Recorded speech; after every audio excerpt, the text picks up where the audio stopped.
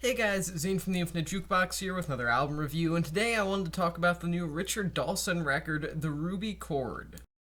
The Ruby Chord is the latest studio album from experimental UK singer-songwriter slash folk musician Richard Dawson, someone who's been on the scene for quite some time at this point, but first really blew up and onto the radar for a lot of music nerds such as myself in 2017 with his now modern classic and much well-loved neo-medieval folk kind of traditionalist folk record, Peasant, a great album that is easily one of the standout records of folk music in general throughout the past 10 years. Now coming off of his collaboration with the band Circle last year, Henke creating one of the best progressive albums of any kind that we've heard in the past few years as well last year, he is now back with his latest solo studio album, The Ruby Chord, and it's a doozy. So, to get things out of the way, first and foremost, I want to talk about the thing that most people are already talking about regarding the Ruby Chord, which is its opening track, The Hermit. Now, you might read the lyrics and think, oh, cool, another Richard Dawson song about loneliness, or relationships, or humanity, or nature. He's great at those, and that he is, my friend. But at the same time, you look at the length of this song, it's 41 minutes long, and that's just one song, and it takes up half of this record's entire length of 80-ish minutes. And, I don't know what to say about that. Look, obviously this album starts off with a massive epic of serious proportions, but at the same time it almost feels like even the greatest band of all time would not be capable of making a 41-minute long song interesting in any capacity, or at the very least not throughout the entirety of its length. That just doesn't seem reasonable or feasible for even the best of the best in the artistic world throughout any sort of musical medium, but somehow Richard Dawson, for the most part at least, actually pulls it off pretty well. The Hermit is just a beautifully penned track that, sure, it's super long, but the instrumental is just as inviting as it is haunting, and Dawson's vocal work sounds as strikingly mystical as it ever has, and it just really beautifully pairs with this neo-traditionalist but still progressive folk style that he's really cemented into his repertoire at this point. And, this is going to be a lot. It's going to be a lot, especially for new fans of Richard Dawson, and if you're trying to get into his music, do not listen to this album because you will be face to face straight away with one of the longest songs you might hear in your life that's not a classical composition. That being said, if you can actually stomach a song that takes up half of an 80-ish minute album's full runtime, then The Hermit is a shockingly well-executed song.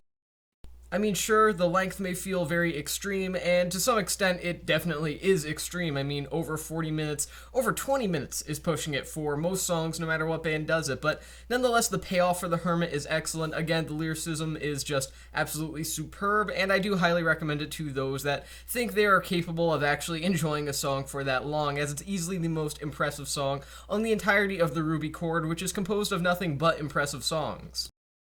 Most of the rest of the album feels significantly more easy to take on, even for casual listeners and new fans of Dawson, as things don't get that long or extensive ever again throughout the rest of the album, and the rest of the album is about what you would expect from an artist that goes into progressive territory no matter what genre it is. 7-minute long songs, 10-minute long songs, and pretty much everything below 10 minutes. Really, there's no point where this record drags on because it really uses up all of this highly super progressive, extensive, epic style on The Hermit. That being said, every track here does feel like an epic in its own right, as it really does have a sort of quality that just gives it these grand proportions, whether it's in the lyrical content or it's in the instrumental content.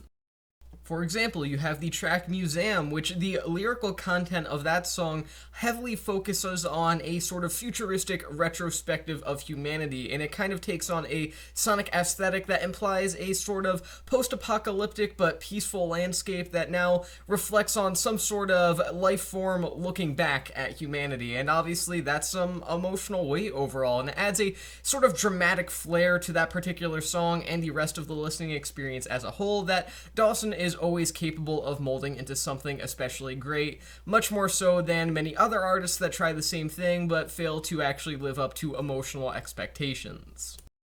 In fact, I would go as far as to argue that Richard Dawson's best quality is actually his songwriting, and the reason that I say that is because he relies on a very abstract style of storytelling that, while not appealing to everybody, appeals to me, at least. He has this way of not necessarily closing out anything that he starts, and This is kind of hard to explain unless you're experiencing his lyricism firsthand, but he begins these stories that most other artists would transform into some sort of narrative, but Dawson leaves the narrative open, and for a lot of people this may be unsatisfactory, but at the same time these songs never actually feel unfinished. They just feel like endless folk tales and myths that were meant to be told in this form. It never feels like Dawson got lazy and just decided to trail off at the end of a story mid-sentence. It really does feel like everything here is written to the fullest form that it can be to fit Richard Dawson's style, and that's the best thing any artist can do on their own.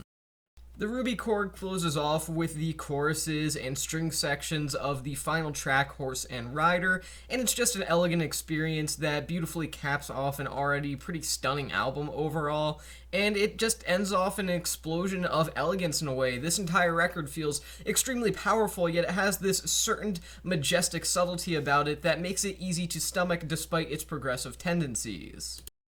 So overall, the Ruby Chord is another great record from Richard Dawson, and further proof as to why he has so much praise backing him up from both the critical community and the generalized music nerd community, as well as why he is hopefully here to stay. I'm going to give this record 4 stars out of 5. And with that being said, that's the end of this album review. I've been Zane from the Infinite Jukebox. Thank you for watching, and I'll see you guys in the next one.